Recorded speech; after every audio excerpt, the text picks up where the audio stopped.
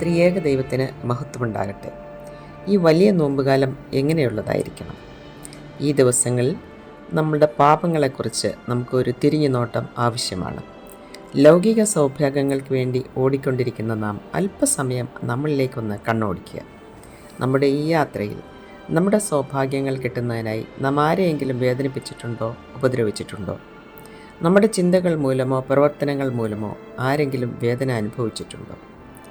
സങ്കീർത്തനക്കാരൻ പറയുന്നു, എൻ്റെ പാപം നിന്നോട് അറിയിച്ചു, എൻ്റെ അകൃത്യം മറച്ചതുമില്ല, എൻ്റെ ലംഘനങ്ങളെ ഏറ്റുപറയുമെന്ന് ഞാൻ പറഞ്ഞു, അപ്പോൾ നീ എൻ്റെ പാപത്തിൻ്റെ കുറ്റം ക്ഷമിച്ചു തന്നു. ഇതുപോലെ നാം നമ്മുടെ ലംഘനങ്ങളെ ഏറ്റുപറയാനായിട്ട് ഈ ദിവസങ്ങൾ നമുക്ക് ഉപയോഗിക്കാം. അതായത് അല്പനേരം യഹോവയോട് ചേർന്ന് വസിക്കുക, അതായത് ഉപവസിക്കുക. ദൈവചിന്തകളും വിചാരങ്ങളും നമ്മുടെ ഉള്ളിലേക്ക് വരുത്തുവാനായിട്ട് ശ്രമിക്കുക. അങ്ങനെ നമ്മളിൽ തന്നെ ഒരു മാറ്റം വരുത്താനായിട്ട് ശ്രമിക്കാം. എങ്ങനെയാണ് ഉപവസിക്കേണ്ടതെന്ന് യെശയ്യാ പ്രവാചകൻ 58-ാം അധ്യായത്തിൽ പറയുന്നുണ്ട്. അതിൻ്റെ 4ഉം 5ഉം വാക്യങ്ങൾ: നിങ്ങളുടെ പ്രാർത്ഥന ഉയരത്തിൽ കേൾക്കാൻ തക്കവണ്ണമല്ല നിങ്ങൾ ഇന്ന് നോമ്പ് നോക്കുന്നത്. എനിക്ക് ഇഷ്ടമുള്ള നോമ്പും മനുഷ്യൻ ആത്മതപനം ചെയ്യുന്ന ദിവസവും ഇങ്ങനെയുള്ളതോ? തലയെ വേഴത്തെപ്പോലെ കുനിയിക്കുക, രട്ടും വെണ്ണീറും വിരിച്ചു കിടക്കുക, ഇതാകുന്നു ഉപവാസം? ഇത് യഹോവ ചോദിക്കുന്നതാണ്. നാം ചിന്തിക്കേണ്ട ചില കാര്യങ്ങളാണ് ഇവിടെ പറയുന്നത്. നാം ഇപ്പോൾ 3 നേരം നമസ്കാരം ചെയ്യുന്നു. ഉച്ച നമസ്കാരത്തിന് ശേഷം 40 കുമ്പിടുന്നു. മാംസ്യഭക്ഷണങ്ങൾ വർജിക്കുന്നു. ഇതാണോ നോമ്പ്? നമ്മുടെ ഹൃദയം കഠിനമായിരുന്നാൽ നാം ഈ ചെയ്യുന്നതൊക്കെ വൃഥാവല്ലേ? അപ്പോൾ നമ്മുടെ നോമ്പ് നമ്മുടെ ഹൃദയങ്ങളെ ശോധന ചെയ്യുന്നതായിരിക്കണം.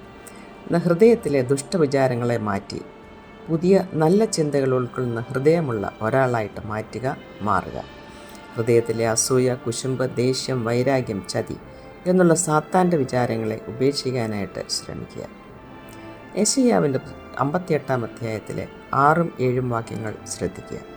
നോമ്പ് സമയത്ത് നാം എന്താണ് ചെയ്യേണ്ടത് എന്ന് പറയുന്നു. അന്യായ ബന്ധനങ്ങളെ അഴിക്കുക, നുകത്തിൻ്റെ അമിക്കയറുകളെ അഴിക്കുക, പീഡിതരെ സ്വതന്ത്രരായി വിട്ടയക്കുക, എല്ലാ നുകത്തെയും തകർക്കുക. ഇതല്ലയോ എനിക്ക് ഇഷ്ടമുള്ള ഉപവാസം? ഇത് യഹോവ പറയുന്നതാണ്.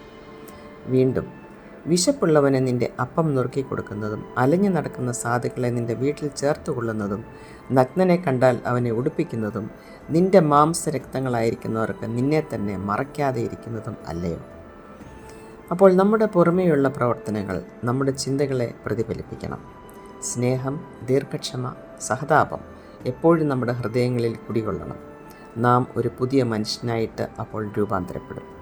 ഈ വ്യത്യാസങ്ങൾ നമ്മൾ വന്നു കഴിയുമ്പോൾ നമുക്ക് എന്ത് ലഭിക്കും എന്നാണ് ദൈവം പറഞ്ഞിരിക്കുന്നത്. യെശയ്യാവിൻ്റെ പുസ്തകം 58-ാം അധ്യായം 8-ാം വാക്യം നോക്കുക. അപ്പോൾ നിൻ്റെ വെളിച്ചം ഉഷസ് പോലെ പ്രകാശിക്കും, നിൻ്റെ മുറിവുകൾക്ക് വേഗത്തിൽ പൂർത്തി വരും, നിൻ്റെ നീതി നിനക്ക് മുൻപായി നടക്കും, യഹോവയുടെ മഹത്വം നിൻ്റെ പിൻപടയായിരിക്കും. ഇരുട്ടിൽ നടക്കുന്ന നമ്മളെ ഉഷസ് പോലെ പ്രകാശിക്കുന്ന വെളിച്ചത്തിലേക്ക് കൊണ്ടുവരികയാണ്.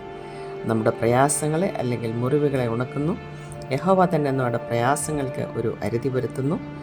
നീതി നമ്മുടെ മുൻപേ നടക്കുമ്പോൾ യഹോവയുടെ മഹത്വം നമ്മുടെ പിൻപടയായി വരും. പിൻപട എന്നാണ് പറയുന്നത്. അതായത് വലിയൊരു പടക്കൂട്ടം പോലെ യഹോവയുടെ മഹത്വം നമ്മുടെ കൂടെ ഉണ്ടാകും. നമ്മുടെ നടപ്പും ചിന്തയും പ്രവൃത്തിയും യഹോവയ്ക്ക് ഇഷ്ടമുള്ളതാകാൻ, നമ്മുടെ ഹൃദയങ്ങളെ ശുദ്ധീകരിക്കാൻ, പുതിയൊരു സൃഷ്ടിയാകുവാൻ, യഹോവയുടെ മഹത്വത്തിൻ്റെ പിൻപട നമ്മുടെ പുറകെ വരുവാനായിട്ട് ഈ നോമ്പുകാലം നമ്മളെ ഒരുക്കട്ടെ എന്ന് പ്രാർത്ഥിച്ചുകൊണ്ട് നിർത്തുന്നു.